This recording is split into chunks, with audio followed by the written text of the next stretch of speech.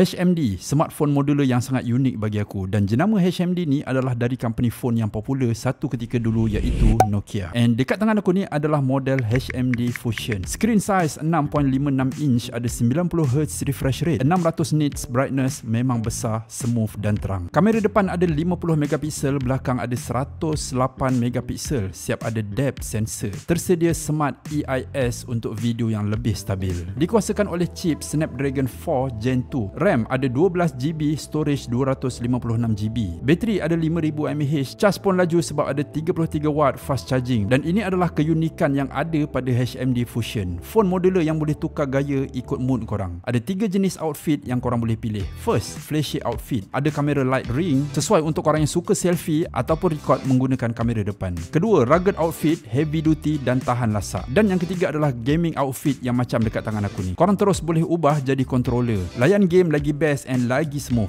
tanpa ada sebarang lag sebab dia bukan pakai Bluetooth tapi pin in body connector. Phone ni juga ada 5G, NFC, Wi-Fi 6, Bluetooth 5.1, audio aptX, Android 14 dan 3 tahun security update. Dan phone ni juga dia ada IP54, so kalau kena percikan air ataupun hujan korang tak perlu risau. Lagi satu, disebabkan phone ni jenis modular, so memang mudah nak repair kalau rosak sebab semua part ni korang boleh buka. Bagi aku lebih mesra pengguna. Overall untuk HMD Fusion ni aku sangat recommend, sesuai untuk korang yang suka kelainan dan keunikan. Lagipun kita dapat lihat gaya yang baru Nokia cuba hasilkan pada peranti HMD Fusion kali ni. And harga dia pun tak mahal mana guys. So macam biasa, kalau korang berminat nak dapatkan, link aku ada sediakan.